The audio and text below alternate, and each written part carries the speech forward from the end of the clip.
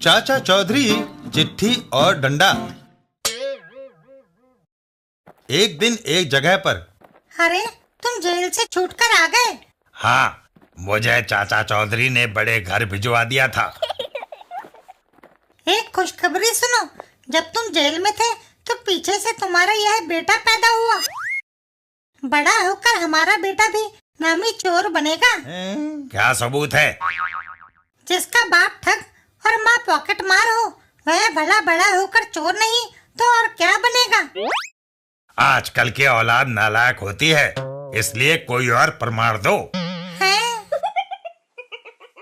एक घटना सुनाती हूँ जिससे तुम्हें यकीन हो जाएगा कि तुम्हारा बेटा कितना गुणवान है। जब यह अस्पताल में पैदा हुआ तो इसकी दोनों मुट्ठियां बंद थी। डॉक्टर और नर्स की कोशिशों के बावजूद मुट्ठियां न खुली। घर आकर जब बच्चे ने मुट्ठियां खोली तो उसके एक हाथ में नर्स का झुमका और दूसरे में डॉक्टर की अंगूठी थी। अच्छा, कमाल है। यह सुनते ही वह बच्चे को गोद में उठा लेता है। अब मुझे यकीन हो गया है कि मेरा लाडला बड़ा होकर हमारा नाम रोशन करेगा। कुछ देर बाद। अब कहाँ चल दिए? कमाई करने। जब से जेल में था धंधा नहीं हुआ।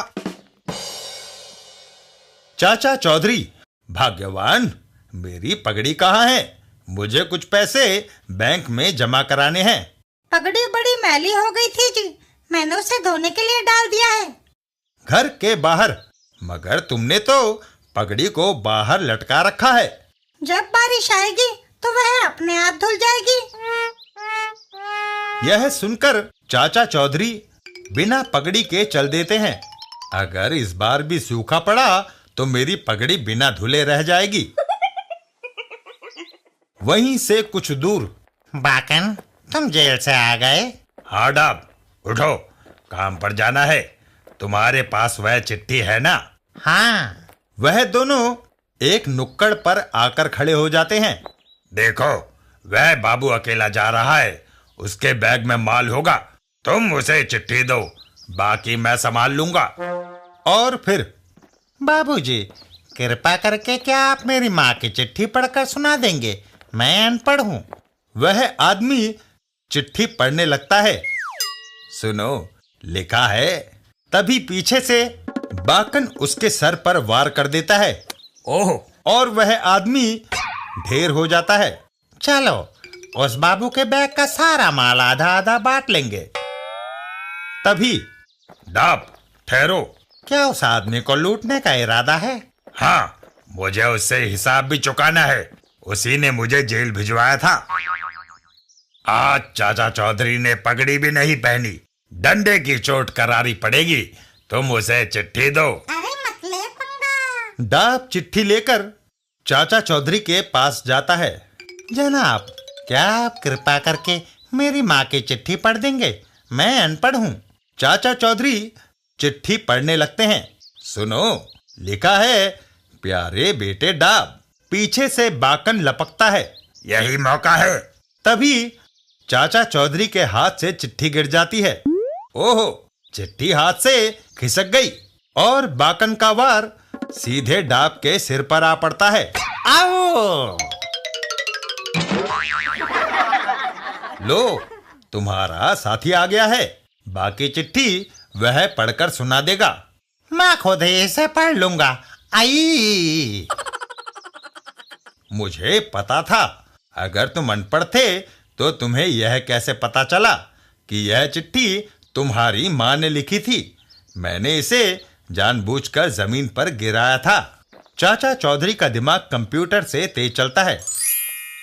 बाकन, वह हमें मात दे गया। वह बड़ी तीक्ष्ण बुद्धि का आदमी है। डाब चिट्ठी को जमीन पर पटक देता है। अगर ऐसी बात है तो कागज और डंडा उसका क्या बिगाड़ सकते हैं?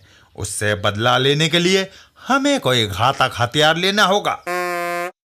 एक जगह पर। हाँ डाब, लगता है हार्डवेयर की जरूरत तुम्हें यहाँ खींच लाई है।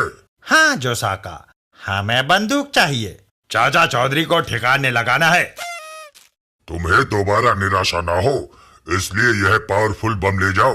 अगर कोई चाचा चौधरी की मदद को आए तो वह भी मारा जाए। बम लेकर वह चल देते हैं। वह उस रास्ते पर गया था। चाचा चौधरी और साबू। साबू, तुम यहाँ? चाचा जी, इस इलाके में पानी की कमी है। मैं नदी से बाल्टी भरकर यहाँ के निवासियों को पानी सप्लाई कर रहा हूँ। तभी लंबो, ये तुम्हारी बदकिस्मती है कि तुम चाचा चौधरी के साथ हो। यह बम तुम दोनों के चीथड़े उड़ा देगा। इससे पहले कि डाब बम फेंक पाता, साबू उसके ऊपर बाल्टी का पानी उड़ेल देता है। तुम्हें ठंडा करने के लिए ये पानी काफी रहेगा। ओह, ये क्या हो गया? वह हमें पकड़ने आ रहा है। साबू उन्हें हवा में उछाल देता है। जाओ। ओह, उसने तो हमें बहुत ऊंचा उछाल दिया। और वह दोनों सीधा जाकर एक सर्कस के पिंजरे में जा गिरते हैं। ओह, ओहो, सर्कस का मैनेजर। मैंने तुम्हें जानवर लाने को कहा था, तुम ये जोकर ले आए।